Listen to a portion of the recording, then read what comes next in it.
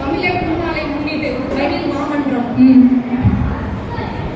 தமிழர் திருநாளை முன்னிட்டு முத்தமிழ் மாமன்றம் நடத்தும் இந்த சிறப்பு பட்டிமன்றத்தில் காண வந்துள்ள குழந்தைகளும் பெரியோர்களும் சான்றோர்களும் நம்மை தலைமை ஏற்றுள்ள சகோதரி புனிதா பாண்டியராஜன் அவர்களுக்கும் எனது அணியினருக்கும் எதிரணியினருக்கும் அனைவருக்கும் இனிய பணிவான மாலை வணக்கத்தை கனிவோடு மாலை வணக்கம் மாலை ஆகல காலை மதியம் இளைஞர்களே அந்த காலத்தை பத்தி அந்த பொண்ணு பேசிட்டு போயிடுச்சுல அந்த ஆதங்கத்துல மாற்றி ஓஹோ பாருங்க சரி அனைவருக்கும் என்னோட பணிவான காலை வணக்கத்தை தெரிவித்துக் கொள்கிறேன். நடுவர்களே சகோதரி புத்தகத்தை எதுவும் படிக்கலன்னு நினைக்கிறேன். அந்த காலத்துல முதலட்சுமி நதியை மறந்துட்டாங்க. நம்ம நேதாஜிக்கு ராணுவத்துல துணை கீழே அந்த லட்சுமி பாயை மறந்துட்டாங்க. ஏன் பெண்கள் படிக்க வேண்டும் என்று தூண்டுகோலா இருந்த சாவித்திரி பூப்பையில மறந்துட்டாங்க. நடுவர்களே புத்தகத்தை படிக்கவே இல்லை. சும்மா பக்கத்து மாவட்டத்தை மறந்துட்டாங்க. வேலு நாச்சியார். ஆமா நடுவர்களே வேலு நாச்சியார் அவங்க எவ்வளவு பழைய காலத்து ஆளுங்க அதெல்லாம் மறக்காம தில்லைக்கடி வலியம்மா நம்ம நாட்டுல இல்லாம தென் ஆப்பிரிக்கால போய் போராடி தன் உயிரை கொடுத்தவங்க. இல்லைங்க கூகுள்லயே பார்த்து இன்னைக்கு என்ன தலைப்பு அதை மட்டும் பார்த்து பேசிட்டு வந்து தாண்டி போன ஒரு பெண்மணி தில்லையடி வலியம்மா இன்னைக்கு என்ன தலைப்பு தேவையோ அதை மட்டும் தான் கூகுள்ல தேடிட்டு வந்துட்டாங்க. நடுவுகளே எங்களை மாதிரி பெரியவங்க கிட்ட போய் எங்க அம்மாட்ட பாட்டு கிட்ட எம்மா சொல்லுமா உன்னோட கதைகள் அப்படின்னு கேட்டு ஆராய்ஞ்சு வரவில்லை. நடுவர்களே இப்ப பாத்தீங்கன்னா திரையரங்கிற்கு போவது பாவமான செயல் என்று எண்ணிய காலகட்டத்துல கருப்பு வெள்ளை மன்னங்கள்ல வந்த திரைப்படங்கள்ல மக்களோட வாழ்க்கைய வண்ணமயமா மாற்றிருக்கு. படத்தின் பேர் பாருங்க, நீதிக்கு தலை வழங்கு, பெற்றால்தான் பிள்ளையா தாய்க்கு பின் தாரம். அந்த படத்தோட தலைப்பிலேயே அறம் இருக்கு. நடுவர்களே முன்னாடி எல்லாம் பெண்கள் பார்த்து எதுல சத்து இருக்கு எது உடம்புக்கு நல்லதுன்னு பார்த்து செஞ்சாங்க. ஆனா இப்ப பார்த்து செஞ்சுட்டு இருக்காங்க. நடுவர்களே தலை தீபாவளி அது இன்னும் இருக்கு. நடுவுல பின்னாடி வரும் தலை தீபாவளி பொங்கல் அப்படின்னா மாப்பிள்ள புது மாப்பிள்ள வர்றாரு. முன்னாடி எங்களோட நம்மோட அம்மா பாட்டி எல்லாமே மாப்பிள்ளைக்கு பயங்கரமா இருந்து ஆடு கோடி மீன் நட்டு வகை செஞ்சு 4 நாள் செய்வாங்க.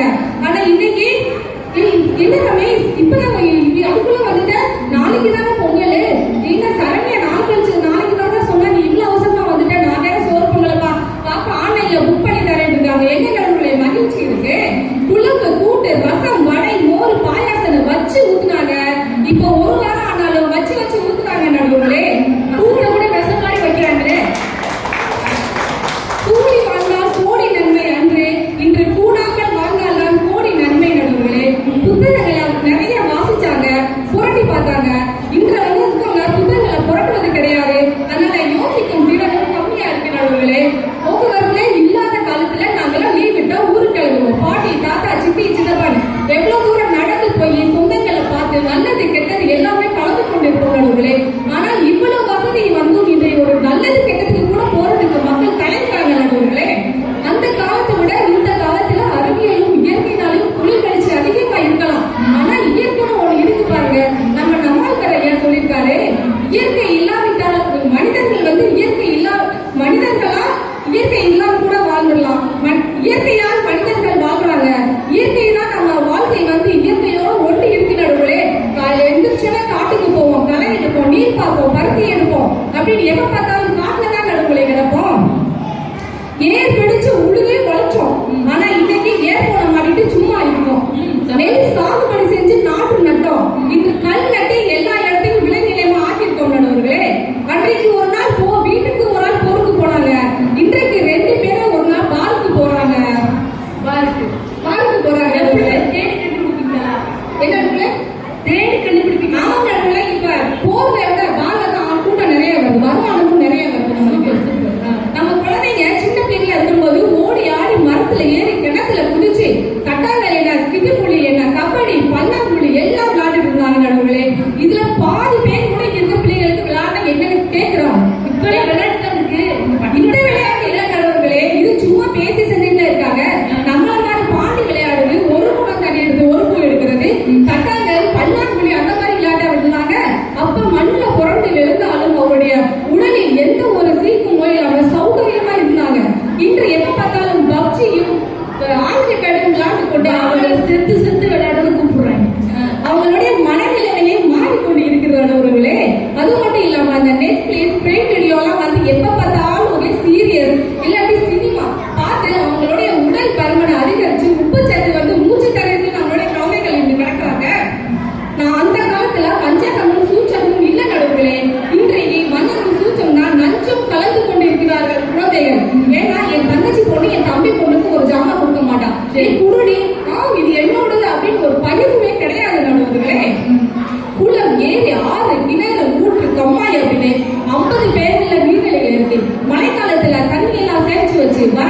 காலத்துல எப்படி உபயோகப்படுத்த நம்ம முன்னோர்கள் தொழில்நுட்பத்தை பாருங்க நடுவுகளே.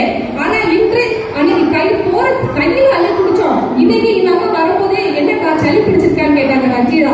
ஆமாப்பா வெளியில போனேன் தண்ணி குடிக்கும், ஏக்கா மினரல் வாட்டர் வாங்கி குடிக்க வேண்டியதானே அப்படிங்கிறாங்க நடுவுகளே. இப்போ மினரல் வாட்டர் ஆமா காசு கொடுத்து தண்ணி வாங்குற நிலைமையில் நம்ம இருக்கோம். இதுல ஏன் இந்த காலத்து மகிழ்ச்சி பேச வந்தாங்கன்னு எனக்கு தெரியல நடுவுகளே. திருவிழாதான் குழந்தைங்க காணாம போவாங்க, ஆனா இன்னைக்கு திருவிழாவே காணாம போயிடுச்சு நடுவுகளே. அடுத்து பார்த்தா வெளிப்படையில மண்டபம் முடிச்சு திருக்குறள் போட்டி வச்சு கொண்டாட இருக்கும் நடுவுகளே. வெள்ளிக்கிழமை ஆனா சாயங்காலம் 7 மணிக்கு ஒளியும் அந்த 6 பாட்டு நம்ம சொர்க்கத்துக்கே போறமா இருக்கும். ஆனா இன்னைக்கு 24 மணி நேரம் 55 LED டிவியில பாக்குற சந்தோஷம் கிடையாது நடுவுகளே. நான் வந்து ஆபீஸ் ஸ்டூடெண்ட் தான், 10th 12யும் கம்மியான மார்க் தான். எங்க அம்மா அப்பா என் பிள்ளை 10th பாசுப்பான்னு சந்தோஷமா சொன்னாங்க. ஆமா நடுவுகளே, இன்னைக்கு என் பையன் 98 மார்க் எடுத்து வராங்க. நிம்மதியே கிடையாது நடுவுகளே. இல்ல பையன் வந்து வீட்டு போய் பார்க்கலாம். முன்னாடியெல்லாம் பொருளை வந்து பயன்படுத்தணும், மனுஷர்களை நேசிச்சோம். இன்று கிடையாது, பொருள்களை நேசிக்கிறோம், மனுஷர்களை பயன்படுத்துறோம். எப்படின்னா எங்க அப்பா திருவிழா கூட்டிட்டு போவாரு, நிறைய பொருள் இருக்கும், எனக்கு எல்லாத்துக்குமே பார்த்து ஆசை வாங்கியா இருக்கும். எங்க அப்பா சொல்றாரு, ஏமா ஊர்ல விடுமா, நம்ம அக்கா சொந்தக்காரங்க இருக்காங்க, அவங்க கூட பேசி பழகுமா அப்படின்பாரு. இன்னைக்கு என் பையனை கூட்டிட்டு போனா முதலே சொல்றான், என் மருமே அவங்க கூட பேசி இவங்க கூட பேசினா சொல்லக்கூடாது, எனக்கு என்ன தேவையோ நீ அது கூட தான் வாங்கி கொடுக்கணும் அப்படிங்கிறாங்க நடுவுகளே. நான் ஒண்ணு கேட்கிறேன், எது தெரியுமா, இன்னைக்கு ஒரு பவுன் நகை என்ன விலைப்பா? 58,000 60,000 இருக்கு நடுவுகளே. ஒரு இடம் 58 60,000 இருக்கு. ஒரு பவுன் நகை கூட நம்மளால இன்னைக்கு வாங்க முடியாத சூழ்நிலை இருக்கும்போது எங்க இருந்து மகிழ்ச்சி கிடைக்கிறது நடுவுகளே? மகிழ்ச்சி இல்லை நடுவுகளே. அதுக்கப்புறம் பாத்தீங்கன்னா போன காலத்துல உணவு தான் மருந்தா இருந்தது, இப்ப உணவுல கலப்படம் பண்ணி உணவுக்கு பின்னும் மருந்து எடுக்க வேண்டிய அவசியமா இருக்கு நடுவுகளே. குழந்தைங்களும் நிறைய பெற்றுக்கிட்டாங்க. என்ன சொல்ற மாதிரி நம்ம கஷ்டப்பட்டோம், கொஞ்ச நாள் கஷ்டப்பட்டோம், ஆனா அந்த குழந்தைகள் வளர்ச்சி அடையவும் எங்களுக்கு எவ்வளவு மகிழ்ச்சி இருந்தது தெரியுமா நடுவுகளே. ஒரு குழந்தைகளிடம் சப்போர்ட்டும் கல்யாணம் அக்கா கல்யாணம் செய்முறையில் செய்தது என்ன, அண்ணனுக்கு தங்கச்சிக்கு முறை செய்யறது என்ன, அதெல்லாம் இந்த காலத்துல இருக்காதவர்களே. ஒன்னே ஒண்ணு பெற்றுக்கிட்டு தாய்மாமா வேணும்னா நீ தாய்மாமா யாரு இருக்கா கூட்டத்தில் அவனை கூப்பிடுமா இவனை கூப்பிடுமா என்று அடுத்தவர்களை தொந்தரவு செஞ்சு கொண்டு நடுவுல இருக்கிறாங்க. அரசாங்கத்தின் கருதி நிலை கருதி மக்கள் தான் பெரியச்சுன்னா நாங்க அரசாங்கம் என்ன நடுவர்களே அதுக்கு ஒண்ணுன்னு சொல்லுவோம், 2 கொலைக்கு 2ஆவது இருக்கலாம் நடுவர்களே. அதை நீ இந்த மாதிரி சொல்றோம், உனக்கு நான் எனக்கு நீ இன்னைக்கு உனக்கு நான் இன்னைக்கு நாளைக்கு தனித்தனியாக இருக்கணும்னு சொல்றாங்க நடுவர்களே. அப்பெல்லாம் தின்ன வச்ச வீடு, பெரிய வீடு, எவ்வளவு ஆள் கூட்டம் வந்தாலும் சேரும், யார் வந்தாலும் சோறு போட்டாங்க நடுவர்களே. இன்னைக்கு ஒரு காக்கா குருவி உட்காந்து கூட காம்பவுண்ட் சோறுல கண்ணாடி வச்சுட்டு போயிருக்காங்க நடுவர்களே. ஆண்டவர்கள் சொல்லி கேட்ட நடந்த அந்த காலம் சிறந்ததா, ஆண்ட்ராய்டு போன் எதியே என்று கிடைக்கும் இந்த காலம் சிறந்ததா? ஒருத்தர் பெரியவங்க வந்தா மனசார கால விழுந்து சமாச்சாரம் சொன்ன மனங்கள் வந்து அந்த காலம். இன்று ஒரு சின்ன சின்ன வார்த்தைகள் கூட அடுத்தவர்களின் மனதை புண்படுத்தும் வர சொல்லுங்கள் இந்த காலம் நடுவுகளே. ஒரு திருமணம் வச்சிருந்தா என் சொந்தக்காரங்க அத்தை மாமா சித்தி சித்தப்பா அனைவரும் வந்து எல்லா வேலையும் பகிர்ந்து 10 நாள் சரி நல்ல சந்தோஷமா கொண்டாடிட்டு போவாங்க நடுவுகளே. இன்று ஒரு திருமண வீட்டில் போனா எப்பயும் மாதிரி அமைதியா இருக்கு. என்னப்பா கேட்டா, நான் எல்லாத்துக்கும் ஆர்டர் போட்டேன் ராஜி, எனக்கு இந்த வேலையுமே இல்ல, நாளைக்கு நீயும் உன் மகன் கல்யாணத்துக்கு இதே மாதிரி பண்ணு அப்படின்னு சொல்றாங்க நடுவுகளே. இறுதியாக அவனை கூறிக்கொண்டு நான் முடிக்கிறேன் நடுவுகளே. சும்மா இருந்த சுமைதாங்கியும் கூட்டாஞ்சோறும் கும்பாபிஷேகமும் மலைச்சோற்றும் இந்த மாதிரி சிறு விழாக்கள் எல்லாமே இன்றைய இருக்க குழந்தைகள் வந்து தொலைச்சு கொண்டு இருக்கிறார்கள். நம்ம காலத்துல இருந்த கணவன் மனைவி உறவு, அன்பு, பாசம், நேசம், தண்ணீரும் நிலமும் பொதுவாக இருந்தது. இப்ப அது கிடையாது. நம்ம விளையாட்டுல கூட அறத்தையும் இல்லற பண்புகளையும் கடமைகளையும் சொல்லிக் கொடுத்தாரு. ஒரு இனம் என்றால் அது நம் இனம் தான் நடுவுகளே. இன்று இருக்கிற பெண்களும் சரி குழந்தைகளும் சரி தனியாகவே போக முடியல. இந்த காலத்துல ஒரு ஆம்பளைங்க வீட்டு விட்டு போனா கூட எப்ப வருவாங்கன்னு பயமா இருக்கு. ஏன்னா போக்குவரத்து நெரிசல் பிரச்சனை அவ்வளவு பயத்தில் இருக்கும் நடுவுகளே. அதனால எங்களுக்கு எப்பவுமே அந்த காலம் தான் மகிழ்ச்சி மகிழ்ச்சி மகிழ்ச்சி என்று கூறி எனது உரையை முடிக்கின்றேன். நன்றி, வணக்கம். சபாஸ். நமது செந்தூர்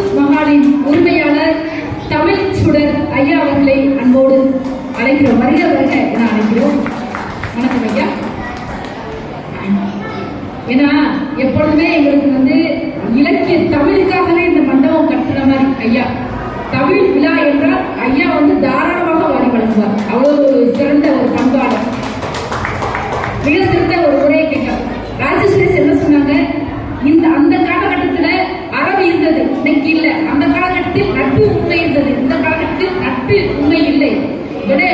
சிறு குழந்தைகளிடம் கூட விட்டுக் கொடுக்கும் மனப்பான்மை இல்லை. இப்படி நிறைய செய்திகள் மொத்தத்துல எதுவுமே சரியில்லை இந்த காலம் என்று சொல்லியிருந்தார்.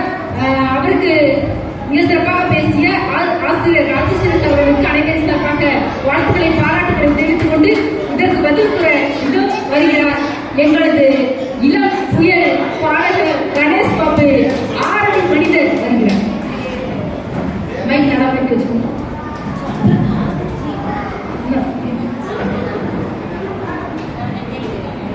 நடுவர்களே, ரொம்ப அருமையான ஒரு காலை பொழுதுல இருந்து மாலை பொழுது காலை பொழுதுல நாங்க எதிரணியில் நடுவர்களை போய் சொல்றதுக்கு உண்மையை மட்டுமே பேச வந்திருக்கிற பஸ் குடிச்சு பல மைல் கடந்து உண்மையை மட்டுமே பேசுவதற்காக வந்துள்ள எங்கள் அணியினர் வந்து என்னைக்கும் போய் பேச மாட்டாங்க. காலை பொழுதுதான் சொல்லுவோம். அன்பின் உறவுகளே, இனிய தமிழ் சொந்தங்களே, உங்கள் அனைவருக்கும் வணக்கம். திகட்டா மொழியே, தெல்லமுதே, கவியே, காதல் பழச்சுவையே, கண்முன்னே நாங்கள் வாழ வடிவமைத்த எங்கள் அருப்பெரும் ஆணிவேரே, முத்தவளே, உன்னை முதலில் வணங்குகிறேன். இலக்கியம் என்றாலும் சரி, வாழ்த்துதல் என்றாலும் சரி, எல்லா வகையிலையும் மனிதர்களை மேம்படுத்துவதற்கான வாழ்வியல் சூழல்கள், வாழ்த்துதல் சூழல். வாழ்வியல் என்றாலும் சரி, எங்களை பெருமை பெறவும் பிரமிக்கவும் செய்கிற எங்கள் முத்தமிழ் மாமன்றத்தினருக்கும் கடமையும் நாங்க தான், கண்ணியமும் நாங்க தான், கணக்குன்னு வந்து விட்டா ஜெயிக்கிறது நாங்க தான், சிரிப்பிலும் நாங்க தான், சீர்மிகு சிந்தையிலும் நாங்க தான், அன்பிலும் நாங்க தான், அரவணைப்பிலும் நாங்க தான் என்று தமிழை தன் சுவாசமாக கொண்டு வாழ்ந்து கொண்டிருக்கும் எங்கள் அன்பிற்கினிய சகோதரி நடுவர் முனைவர் நீலா பாண்டியராஜ் அம்மா அவர்களுக்கும் என்னதான் அடிச்சு புடிச்சு பேசினாலும் மேடையை விட்டு இறங்கிட்டோம்னா பாசத்தையும் மேடையில ஏறின உடனே வன்மத்தையும் அனுதினமும் கட்டி கொண்டிருக்கிற எந்த பேசாதவர்களுக்கும் கொஞ்சம் தமிழும் நிறைய அன்பும் நிறைய உண்மையும் தவிர எங்களுக்கு வேற என்னப்பா தெரியும் அப்படின்னு பச்சைப்புள்ள போல உட்கார்ந்து இருக்கும் எங்கள் அணி பேச ஆளுமைகள் இருக்கும். அன்பின் சரி நடுவர் அவர்களே, தலைப்பு மிக அருமையான தலைப்பு. மகிழ்ச்சியான காலகட்டம் அந்த காலமா இந்த காலமா, ரொம்ப காலத்துக்கு ஏற்ற ஒரு தலைப்பும் கூட. இந்த எதிரணியில் இருக்கிற 4 பேச்சாளர்களும் ரொம்ப ரொம்ப ரொம்ப அருமையா பேசுவாங்கன்னு எனக்கு தெரியும். ஆனா இவ்வளவு அருமையா போய் பேசுவாங்கன்னு இன்னைக்கு நான் கண்டுக்கிட்டேன். கொஞ்சம் எடுத்தாரா பாரதி ஐயா உலகம் போட்டாரா, அவங்க வீட்டுல நம்மளா கேட்டா தெரியும் நடுவர்களே. ஒரு விறகு வேக வச்சு அதுல பானை வச்சு அது சூடாகிற வரைக்கும் அந்த அம்மா பக்கத்துல நிற்கும். ஐயா என்ன செய்வார் தெரியுமா? 2 பிள்ளைங்க இருக்கும் ஐயாக்கு. ஒரு பிள்ளை இந்த காலம் சுத்தம், ஒரு பிள்ளை அந்த காலம் சுத்தம். ஐயா நல்லா படுத்துட்டு அப்படி இருப்பாங்க. அப்ப அந்த வீட்டுக்காரமாக்குன்னா பொங்கல் வைக்கிறதுல இருக்கிற சிரமம் தெரியும். குக்கர்ல வச்சுட்டா இந்த பிள்ளை இப்படியே அந்த பிள்ளை தோல்ல வச்சுட்டு அந்த அம்மா மற்ற வேலையை பார்த்துக்கிட்டு இல்லையே உதவி பண்ண அந்த அம்மாக்கு ஏன் நடுவர் எவ்வளவு பிரச்சனை வருது. அடுத்து பாத்தீங்கன்னா டயர் ஓட்டிக்கிட்டே போவாங்க. டயர் ஓட்டிக்கிட்டே அவ்வளவு ஒரு டயர், அவங்க வீட்டுக்காரம்மா ஒரு டயர் ஓட்டட்டும். நடுவர்களே, அவங்க வீட்டுக்காரம்மா வண்டியில பின்னாடி உட்கார வச்சுட்டு ஐயா பார்த்த முதல் நாளே உன்னை பார்த்த முதல் நாளே அப்படின்னு பாட்டு பாடுறாங்க. நடுவர்களே, இங்க வந்துட்டு டயர் ஓட்டினாங்க. நான் ஒரு டயர், வீட்டுக்காரம்மா ஒரு டயர் ஓட்டிக்கிட்டே இருக்கிறது தான் நடுவர்களே. அடுத்த பொங்கலே வந்துடும். ஆமா நடுவர்களே. அதே மாதிரி வீட்டுக்காரம்மா பாக்குறதுக்கு சைக்கிள்ல போடணும். நடுவர்கள் நான் சைக்கிள் போற தயார் தான். ஆனா அவங்க அண்ணன் பின்னாடியே வண்டியில வரட்டி வந்துருவானே, எப்படி தப்பிக்கிறது அவன் இருந்து? அப்ப நானும் வண்டியில போனாதான் நடுவர்களை தப்பிக்க முடியும். அடுத்து பாத்தீங்கன்னா தபால்காரன் வந்து தெய்வம் ஆயிட்டான். அது வைரமுத்து ஐயாவுடைய கவிதை ஐயா ரொம்ப அருமையா சொன்னாங்க. ஆமா, தபால்காரன் அன்னைக்கு உங்களுக்கு தெய்வமாக இருந்தான், இன்னைக்கு எங்களுக்கு மார்க் சூப்பர் தெய்வமா இருக்கான். இன்ஸ்டாகிராமுடைய ஓனரு மார்க் சூப்பர் தான் இன்றைய கால இளைஞர்களுடைய தெய்வமா இருக்காங்க. அடுத்து பாத்தீங்கன்னா நம்ம ராஜேக்கா அள்ளி எழுதுறாங்க. அம்மா இருக்காங்க பார்க்கல, பையன் இருக்காங்க பார்க்கல, வீட்டுல போய் தெரியும், போய் பேசணும். பையன் வச்சுட்டு பையன் வச்சு சரி வீட்டுக்கு வந்துருக்காங்க. ஆம் நடுவர் அவர்களே, ஒரு முத்துலட்சுமி அம்மா, ஒரு தில்லையாடி காளியம்மாள், ஒரு வேலு நாச்சியாரை கண்டது அந்த காலம். இன்று எங்கள் கண் முன்னே எத்தனை வேலு நாச்சியார்கள், எத்தனை தில்லையாடி, அதுதானே நடுவர் அவர்களே இந்த காலம் கொடுக்கிற மகிழ்ச்சி.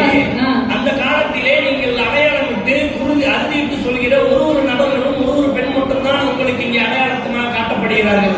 இன்று மேடை அமர்ந்திருக்கும் நீங்கள் முதற்கொண்டு, எதிரே அமர்ந்திருக்கும் இத்தனை மகளிர் முதற்கொண்டு, அத்தனை தில்லையாடி காளியம்மாக்களும், அத்தனை வேலு நாச்சியார்களும், அத்தனை முத்துலட்சுமி அம்மையார்கள் இருக்கிறார்கள் என்று சொன்னார். மறுபடி வந்தாங்க. அந்த காலத்துல வள்ளியம்மா, அந்த காலத்துல காளியம்மா. நடுவர்களே, அவங்களுக்கு காலை பொழுது மாலை பொழுது ஆகும்போது எனக்கு காளியம்மா வாலியம்மா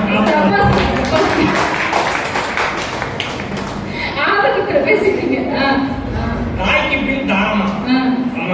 ராஜேக்கா ஒரு படத்தை பத்தி தாய்க்கு பின் தாரம்னா அந்த காலத்துல படம் எடுத்தாங்க. இன்றைக்கு ரா ரமேஷ், வா சுரேஷ் அப்படின்னு சொல்றாங்க. நடுவர்களே, இந்த காலமானது முன்னாடி அன்றைய காலகட்டத்தில் இன்னைக்கு எங்க அப்பா என்ன சொன்னாங்கன்னா, எங்க அப்பா என்ன செய்ய மாட்டாங்கன்னா வீட்டுக்கு முன்னாடி வர மாட்டாங்க. எங்க அப்பா உள்ள இருந்தாங்கன்னா வர மாட்டாங்க. நடுவர்களே, இதுவா மகிழ்ச்சி? இன்றைக்கு ஒரு எளிமையான மாமியார் மருமக உறவானது எளிமையான உறவாக மாறி இருக்கிறது.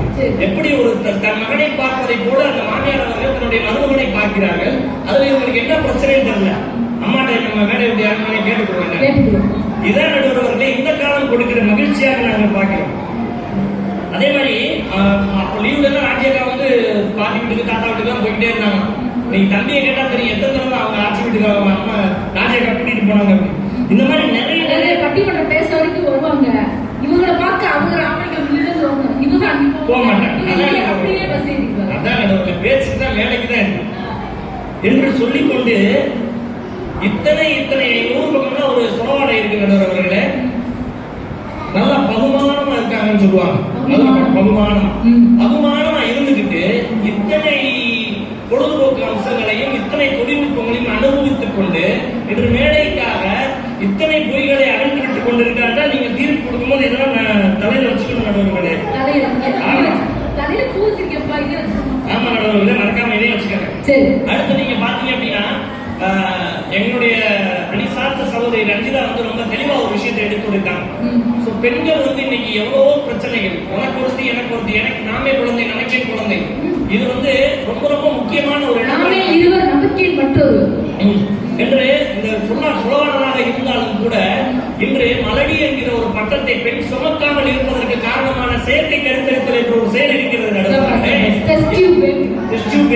என்று சொல்லக்கூடிய எத்தனை குடும்பங்களில் பெண்ணுக்கான வாழ்க்கையை மீட்டு தருகிற ஒரு தொழில்நுட்பம் இருக்கிறது என்று சொன்னால் அது இந்த காலத்தில் தானே நடவர்கள் நிகழ்ச்சி இருக்கிறது. அடுத்து நீங்க பாத்தீங்கன்னா கை வலிக்குது மாமா, சத்யாவியே சிமிசி மாங்கலாம் மாமா அப்படின்றாங்க. அன்றைய காலகட்டத்தில் இவங்க உட்கார்ந்து துணி துவச்சிட்டு ஒரு பெண்ணானவங்க வேலைக்கு போகணும் அப்படின்னு சொன்னா துணி துவச்சிட்டு வேலைக்கு போகிறது அங்க பெரும் டைம்ல முடிஞ்சு போயிருந்தவர்கள். இன்னைக்கு நான் மிஷினை போட்டுட்டே நான் முடிச்சுட்டு திருப்பி வரப்ப ஓடி இறந்துடும். அன்னைக்கு ஆண்கள் துணி துவைப்பதை அசிங்கமாக கருதிய காலம் போய் நீ மிஷினை போட்டு நான் எடுத்து காய போறேன் என்று சொல்ற காலம் வருகிறது என்று சொன்னால் இன்றைய காலகட்டத்தில் ஆணும் பெண்ணும் சரிகள் சமம் என்பதை உணர்த்துவது இது போன்ற தொழில்நுட்பங்கள் தானே நடுவர்களே. அதைத்தானே இந்த இடத்துல நாங்கள் வரவேற்று கூற விளைகிறோம். அடுத்ததான் நீங்க பாத்தீங்க அப்படின்னா கல்வி அனைவருக்கும் சமமாக ஆனது இந்த காலம். ஏனென்றால் முடிச்சிடறேன் நடுவர்களே, மனதுலக்கம் பெண்டிற்குள்ளே என்று சொல்லும் போது பெண் கடல் தாண்டக்கூடாது என்று சொல்கிற காலம் போய் இன்னைக்கு எங்கெங்கயோ போய் பெண்கள் வேலை செய்கிறார்கள் என்று சொன்னால் பெண்களுக்கான அனைத்து மகிழ்ச்சியான காலகட்டமாக இது அமைகிறது அல்லவர்களே. அடுத்து நீங்க பாத்தீங்க அப்படின்னா நம்ம இன்றைய சமூகத்தின் மனித மனங்களின் தெளிவு எப்படி இருக்கிறது என்று சொன்னால் பூவிலும் குளத்தின் மேலே உருவாகும் வளையல் போலே நான் வாழ்ந்த அதிர்வை கொடுப்பேனே என்று ஒரு இளைஞன் தான் வாழ்ந்த அதிர்வினை கொடுப்பதற்கான அனைத்து காலகட்டங்களும் மகிழ்ச்சியாக என்று இருக்கிறது என்று சொன்னால் அதை தவிர என்று இருக்கிறது. அம்பேத்கரை கல்வி கற்க விடாமல் செய்தது அந்த காலம், அம்பேத்கரை கல்வி கற்க செய்ய விடாமல் தடுத்தது அந்த காலம், அம்பேத்கரையே பாடத்திட்டத்தில் சேர்ந்து கல்வியாக அமைத்துக் கொண்டதுதான் இந்த காலம். இறுதியாக நான் இப்படி கூறி நிறைவு செய்கிறேன். ஆண்டுகள் ஆகட்டும் கவலை இல்லை, ஆண்டுகள் ஆகட்டும் கவலை இல்லை, தோல்விகளை கண்டும் துவளவில்லை, எத்தனையோ கண்ட நெஞ்சம் இன்றைய காலத்தில் தான் மகிழ்ச்சியாக இருக்கிறது என்று சொல்லி நல்ல ஒரு வாய்ப்புக்கு நன்றி பாராட்டி விடைபெறுகிறேன். நன்றி. மிக சிறப்பான செய்தி. இயல், இசை, நாடகம்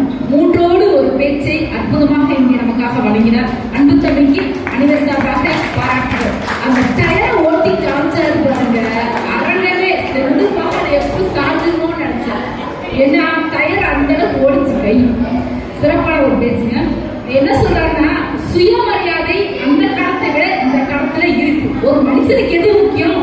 மகிழ்ச்சி எப்ப வரும்? பணம் கொடுத்தா வருமா? வராது. சுயமரியாதை என்ற ஒரு சொல் இருந்தா மகிழ்ச்சி வரும். சுருக்கமா பார்த்தோம்.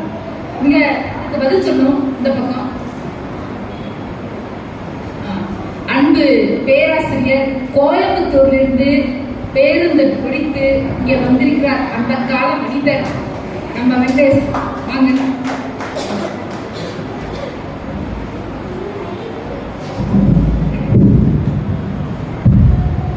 பேச பழக்கிய அன்னைக்கும், பேச்சு பிள்ளை நீக்கிய தந்தைக்கும், பேச்சு நாகரிகம் கற்றுக் கொடுத்த ஆசானுக்கும், உயிரின் மூச்சாகிடும் தமிழுக்கும், தமிழின் இலக்கணமாய் திகழும் நடுவர் பெருந்தகைக்கும், தமிழர் பால் பற்று கொண்ட இருசாரணி பேச்சாளர்களுக்கும், மேலும் இந்த பட்டிமன்றத்தை சீரும் சிறப்பாக நடத்த ஒத்துழைப்பு கொடுத்த அனைத்து நல்லுள்ளங்களுக்கும், குழந்தைகளுக்கும், மேலும் இங்கு அமர்ந்திருக்கக்கூடிய அனைத்து நல்லுள்ளங்களுக்கும் இனிய தைப்பொங்கல் நல்வாழ்த்துக்களையும் தமிழர் புத்தாண்டு தினத்தையும் வாழ்த்துக்களையும் கூறி இந்த பட்டிமன்றத்தை ஆரம்பிக்கிற நடுவர்களே. சரி, மகிழ்ச்சியான காலம் அந்த காலமா இந்த காலமா? நடுவர்களே, தமிழ் அப்படின்னாலே மண் அப்படின்ற ஒரு முக்கியமான ஒரு சிறப்பம்சம் இருக்கிறது. அந்த மண்ணில் இருந்து ஆரம்பிக்கிறது. நடுவர்களே, ஆற்றுல நீர் ஓடும். அந்த நீர் ஓடும் போது மண்ணை எடுத்து வச்சோம்னா மண்ணும் சேர்த்து அரைச்சிட்டு ஓடிடும். அதே மண்ணோட கொஞ்சம் தண்ணீர் தெளிச்சு பிசைஞ்சு வச்சோம்னா அந்த நீரானது அந்த மண்ணை அடிச்சுட்டு ஓடாது. அப்படி பிசைஞ்சு சுவரா எழுப்புனதுக்கு பேர் தான் சுவர் மண் அப்படின்னு சொல்லுவாங்க. இந்த சுவர் மண் ஒரு காலத்துக்கு அப்புறம் அதோட வலுவிலிருந்து கீழே விழுகும் போது பக்கத்துல எந்த குழந்தை மேலையும் விழுகாங்க. அதுக்கு கேட்கும் திறனும் உண்டா, பார்க்கும் திறனும் உண்டா. எதுக்கு? மண்ணுக்கு. அது போக அந்த மண்ணில் விளையக்கூடிய எந்த செடியும் மூலிகை செடியா தான் இருக்குமா, காட்டு செடியா இருக்காது. அந்த மண்ணை எடுத்துட்டு வந்து வீட்டு செடியில போட்டோம்னா அதுல வரக்கூடிய காய் அவ்வளோ டேஸ்டா இருக்குமா.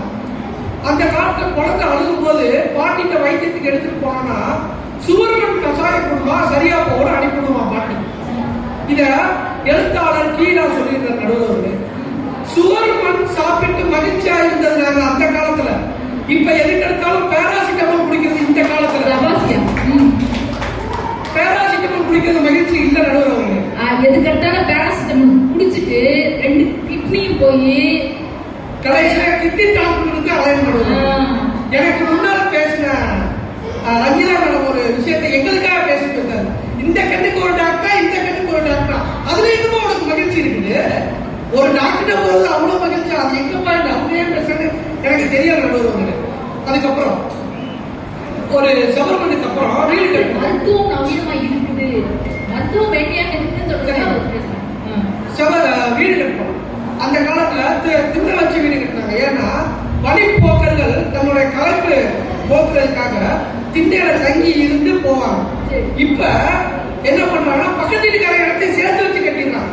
இதுல என்ன மகிழ்ச்சி இருக்கு நடுவர்கள்? வழிபோக்கர்கள் வந்து எங்க வீட்டுல தங்கணும்னு எங்க வீட்டுல கூட அடிச்சு போயிடுறாங்க. அதனால திண்ணை வச்சு கட்டுறது இல்ல. அப்பேற்பட்ட காலத்துல இருக்கணும். அது மகிழ்ச்சியா வேலைக்கு போயிடும். 2 பேர் வேலைக்கு போயிட்டு நான் காம்பவுண்ட் சுவர்ல வந்து விஞ்ஞான குத்தாம விட்டுட்டு அப்படியே இந்த கதவை திறந்து போட்டுட்டு திண்ணை வச்சு வீடு கட்டிட்டு போனா வீட்டுல ஒரு பாத்திரம் இருக்காது. அந்த காலத்துல அப்பேற்பட்ட மனித நேயங்கள் இருந்துச்சு. மனித நேயங்களோட மகிழ்ச்சி இருந்துச்சு நடுவர்களே.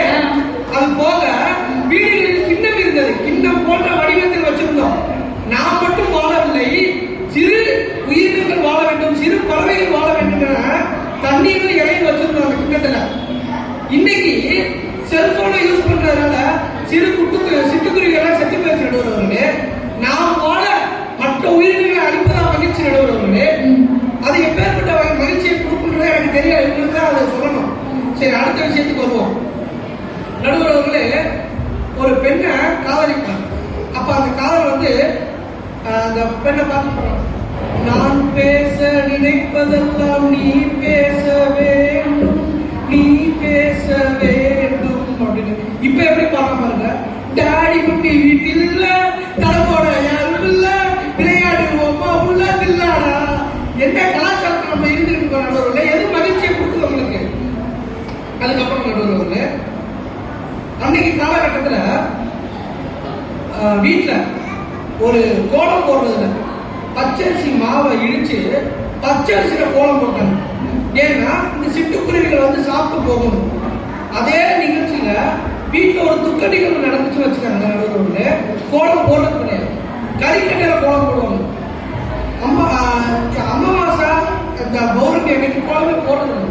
ஏன்னா நம் முன்னோர்கள் வீட்டுக்கு வர்றாங்க அப்படின்றதுனால கோலம் போடுறது இல்லை. இன்னைக்கு கோலமே போடுறதில்லை, எல்லாமே ஸ்டிக்கரா போயிருச்சு. இதுல என்ன மகிழ்ச்சி நடுவர்கள்? அடுத்த காலத்தில வளர்த்துட்டு இருக்கோம், எங்களுக்கு வாசலே இல்ல, நாங்க வாசலுக்கு கோலம் போடுறது. நடுவர்கள் பொங்கல்னால கோலம் போட்டு அது ஒரு மகிழ்ச்சி இருக்கு நடுவர்களே. சிக்கரோட்டில் என்ன மகிழ்ச்சி இருக்கு நடுவர்களே? சரி, இன்னொருத்த ஒட்டு கடையில வாங்கிட்டு ஒட்டு ஸ்டிக்கர்ல இருக்கிற மகிழ்ச்சி நிரந்தரமான மகிழ்ச்சியா எனக்கு தெரியும் நடுவர்களே. அதுக்கப்புறம் இன்னொரு விஷயத்துக்கு வர நடுவர்களே, நீங்க ஆடை பத்தி கேட்டிருந்தீங்க. ஆடை பத்தி கண்டிப்பா ஒரு விளக்கம் கொடுக்கணும் நடுவர்களே. எங்க தாத்தா காலத்துல ஒரு 2 பொம்மை வச்சு விளையாண்டாங்க. அதை எங்க அப்பா காலத்துல வச்சு விளையாண்டாங்க. என் காலத்தையே வச்சு நான் விளையாண்டேன். அதுக்கு பேர் தான் மரப்பாச்சி பொம்மை. அந்த மரப்பாச்சி பொம்மையில ஒரு ஆண் பொம்மை இருக்கும், ஒரு பெண் பொம்மை இருக்கும். அப்ப ஆண் பொம்மைக்கு எதுவுமே போட்டுக்க மாட்டாங்க. பெண் பொம்மைக்கு எங்க பாட்டி பாவாடை நாடாவை எடுத்து சும்மா கட்டி விட்டுருப்பான். மரப்பாச்சி பொம்மைக்கு கூட மானம் காக்கிற தமிழ்நாடு அவர்களே, இன்னைக்கு நம்ம மக்கள் போடுற ஆடையா நான் சொல்லிதான் தெரியுமா நடுவர்களே? அதுல லோகிப்பு ஒண்ணு கண்டுபிடிச்ச நடுவர்களே. இடுப்பு இங்க இருக்கு, ஃபேண்ட் 2 கிலோமீட்டர் இங்க இருக்கு. பஸ்ல ஏறப்போ கூட்டத்தை ஃபேண்ட் கலந்து போயிருக்கு. இதுதான் மகிழ்ச்சியா நடுவர்களே. ஒரு ஆடை நாகரிகமே இல்லை இந்த காலத்துல. அதுக்கப்புறம் நடுவர்களே, அந்த காலத்துல குளத்தை எடுத்துக்குவோம். ஒரு ஊர் இருக்குன்னா ஊர் மத்தியில குளம் இருக்கும்.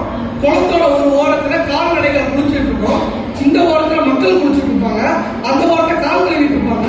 அப்படி இருந்து நம்ம பெண்கள் என்ன பண்ணுவாங்கன்னா ஒரு குளத்தை எடுத்துட்டு வந்து அப்படியே குளத்தை ஒரு ஆட்டை ஆக்கி தண்ணியை கொண்டு போய் வைப்பாங்க. ஒரு வாரம் இல்ல மழை தண்ணியை பிடிச்சி ஒரு வாரம் வச்சிருந்த செம்புல ஒரு வாரம் கழிச்சு அந்த தண்ணியில என்ன இருக்கும் நடுவர்களே? புழு இருக்கும் நடுவர்கள், கண்டிப்பா புழு இருக்கும். அது நல்ல தண்ணியா நடுவர்களே சொல்றேன். இப்ப என்ன பண்றீங்கன்னா மினரல் வாட்டர் பிடிக்கிறீங்க. அந்த மினரல் வாட்டர் 10 நாள் நம்ம வைப்போம், அதுல புழு வருமானு வராது. ஒரு புழுவே வாழ தகுதி இல்லாத தண்ணியை தான் இன்னைக்கு நல்ல தண்ணீர் குடிக்கிறீங்க. இது எப்படி மகிழ்ச்சியை தரும்? மினரல் வாட்டர்ல புழு வரக்கூடாது, எந்த இதுவுமே வரக்கூடாது, அதுக்காகத்தான் தூய்மையான நீராக இருக்க வேண்டும் என்ற காரணத்தினால அதை வந்து பதப்படுத்தி மக்களுக்காக மினரல் வாட்டர் கொடுக்குறாங்க. ஒரு உயிரினமே வாழ முடியாது, அது புழுதான் வாழ முடியாது, மனிதர்கள் வாழ முடியாது. சரி, அடுத்தது போவோம். நாம் இருவர் நமக்கு இருவர் சொல்லி இப்ப சமீபத்தில் நியூஸ் பேப்பர் படிக்கணும்னு நினைக்கிறேன். எதிர்கட்சியில் இருக்கிறவங்க நியூஸ் பேப்பர் வந்து இந்தியால குறிப்பா தமிழ்நாட்டுல மக்கள் தொகை குறைஞ்சிக்கிட்டே போகுது, மறுபடியும் அந்த காலத்துல இருக்கிற மாதிரி ஒரு வீட்டுக்கு குறைஞ்சது 4 குழந்தைங்க இருக்கணும் அப்படின்னு சொல்லி கூடிய விரைவில் சட்டம் போட்டுருவாங்க. ஏன்னா கிராமங்களே இன்னைக்கு இல்ல, அனைத்து கிராமத்துல நிறைய கிராமங்கள் அழிந்து போய்விட்டது. அதனால இனிமே வேணா சட்டங்கள் வரணும், கிராமத்துல மக்கள் தொகை பெருக்கம் இருக்க வேண்டும் என்று மேலே காரணத்துக்கு கூட வந்து அரசாங்கம் ஆணை போட்டாலும் போடலாம். அது போக நடுவர்களே, இன்னைக்கு ஜோதிடம் பார்த்து 10 பொருத்தம் பார்த்து கல்யாணம் பண்ணி வைக்கிறாங்க. ஆனா எங்க அப்பா அம்மா காலத்துல அந்த காலத்துல பாத்தீங்கன்னா எந்த பொருத்தம் பார்க்கல, கல்யாணம் பண்ணி வச்சாங்க. ஆனா ஒரு டைவர்ஸும் நடக்கல. இன்னைக்கு கட்டின தாலியோட மஞ்சளோட ஈரம் கூட கலந்தோட டைவர்ஸுக்கு அத்தனை பேர் நிக்கிறாங்க. என்ன காரணம் நான் உட்கார்ந்து பாக்குறேன். அந்த காலத்துல என்னோட அக்கா பொண்ணு கருப்பா இருக்கிறாங்க, என் அண்ணன் பையன் கருப்பா இருக்கிறான், பரவாயில்ல படிக்கல, அந்த விட்டு கொடுக்குற மனப்பான்மை கடைசி வரைக்கும் மகிழ்ச்சியை கொடுத்துச்சு நடுவர்களே. இன்னைக்கு நான் டாக்டருக்கு படிச்சா அவங்களும் டாக்டருக்கு படிக்கணும், நான் 1 லட்சம் வாங்கினா அவங்களும் 2 லட்சம் வாங்கணும். அப்படின்னும் போது அவங்களுக்குள்ள என்ன மகிழ்ச்சி இருக்கு நடுவர்களே? ஈகோ தான் இருக்கு நடுவர்களே. அப்புறம் எங்க அண்ணன் ஒரு விஷயம் சொல்லிட்டு போனாரு, வாஷிங் மிஷின் அப்படின்னு. நடுவர்களே, இந்த வாஷிங் மிஷின், மிக்சி, கிரைண்டர் இதெல்லாம் வந்ததுனாலதான், அம்மி உரல் இது போய் மிக்சி கிரைண்டர் வந்ததுனாலதான் ஆஸ்பத்திரியில கத்திய வச்சு குழந்தை பிறகு நடுவர்களே 1 மணி நேரம் வலி போய் வாழ்க்கை ஃபுல்லா வலிய கொடுத்துட்டு இருக்காங்க நடுவர்களே. அந்த குழந்தை பிரசவத்தப்ப முதுகுல போடுற ஊசி இன்னைக்கு வரைக்கும் வழி இருக்கிறாங்க. அதுக்கப்புறம் நடுவர்களே, கடைசியா ஒரு பயனோட நிறைவு செய்ய நடுவர்களே, இந்த காலத்துல மக்கள் எப்படி இருக்காங்க? ஒரு கட்டத்துக்கு அப்புறம் எப்படி போக போறாங்கன்றத ஒரு குறும்படத்துல காட்டாங்க. சரி. இன்னைக்கு போன தலைமுறையில எங்க பாட்டி சாகும்போது 108 வயசு. 8 வயசு கிட்டத்தட்ட 5 தலைமுறையை பார்த்துருச்சு.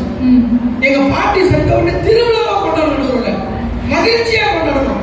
ஏன்னா எங்க அப்பா எங்க பாட்டிக்கு கொண்டு வச்சாங்க மகிழ்ச்சி. இந்த தலைமுறையில என்னோட பையனுக்கு நான் கொண்டு வைக்கிறது மகிழ்ச்சியா எழுதுறவர்களே, அடுத்த தலைமுறையினர் சாவதை இந்த தலைமுறையினர் பார்ப்பது மகிழ்ச்சி அல்ல. அது அந்த தலைமுறையினர் மட்டுமே கிடைத்த மகிழ்ச்சி எழுதுறவர்களே. அதுக்கு அடுத்து இதுவாச்சும் இந்த காலம் அடுத்து வரக்கூடிய காலத்தை ஒரு குறும்படமா காட்டியிருக்காங்க. இந்த காலத்துல பிக் பாஸ் பாக்குறாங்க இல்லையா, அதை குறும்படமா அடுத்த தலைமுறையில காட்டியிருக்கான். 2200 இந்த நாடு எப்படி இருக்கும்னு. நடுவுறவர்களே, மனிதர்கள் குடுவைக்குள்ள வாழ்ந்துட்டு இருக்கிறான். இன்னைக்கு வீட்டுல எப்படி கேஸ் சிலிண்டர் கொடுக்குறோமோ அதே மாதிரி மனிதர்களுக்கு ஆக்சிஜன் கவர்மெண்ட் சப்ளை பண்ணுது. பசிக்க கூடாது, தண்ணி தவிக்க கூடாதுன்றதுக்காக மக்கள் மாத்திரைகளை சாப்பிடுகிறார்கள். இதனால என்ன ஆகுதுன்னா, நம்மளால அடுத்த குழந்தை பெற்றுக்கிற தகுதியை இழக்கிறோம். ஏன்? நம்ம செஞ்ச பாவம் ரிப்பீட்டடா வருது. நம்ம என்ன பண்ணோம்? சிறு உயிரினத்தை கொண்டோம். பின்னாடி நம்மளே நம்மளோட சந்ததியை வளர்க்க முடியல. அதோட அந்த வம்சம் மனித உயிரினமே அழியுது. சோ அந்த கடைசி ஜெனரேஷன் எங்க அண்ணனோட போட்டோ, இந்த காலத்துல பேசுறாங்க இல்லையா, இவங்களோட போட்டோ வச்சு அச்சனை பாடுற மாதிரி அந்த படத்தை முடிச்சிருப்பாங்க. நடுவர்கள் அச்சனைனா திட்டுற மாதிரி முடிச்சிருப்பாங்க. சோ இந்த காலமும் இனி வரக்கூடிய காலமும் மகிழ்ச்சியை தராது. என்றுமே மனிதனுக்கு அந்த காலமே மகிழ்ச்சியை தரும் என வாய்ப்பளித்த அனைத்து நண்பர்களுக்கும் நன்றி பாராட்டி விடைபெறுகிறேன். நன்றி, வணக்கம். மிக சிறப்பாக சிந்திக்கக்கூடிய ஒரு வினாவை எழுப்பி இருக்கிறாரு. அதாவது நோயற்ற வாழ்வே குறைவற்ற செல்வம் என்று சொல்வார்கள். நோய் வந்திருக்கு. இந்த காலத்துல உணவு முறை பழக்கவழக்கத்தினால நிறைய நோய்கள் இருக்கு. நம்ம சமுதாயத்தை எப்படி மீட்டெடுக்க போகிறோம் என்ற ஒரு வினாவை இங்கே வைத்திருக்கிறார். சிந்திக்கக்கூடிய ஒரு செய்தி வந்து சொல்லணும். மிக சிறப்பாக பேசிய வெங்கடேஷ் அவர்களுக்கு ஒரு உரத்த கரவடி இருப்பாறு அன்போடு கேட்டுக்கொண்டு, இந்த பக்கம் நமது மண்ணின் மைந்தி அன்பு சகோதரி ஆசிரியர் சக்தீஸ்வரி அவர்களை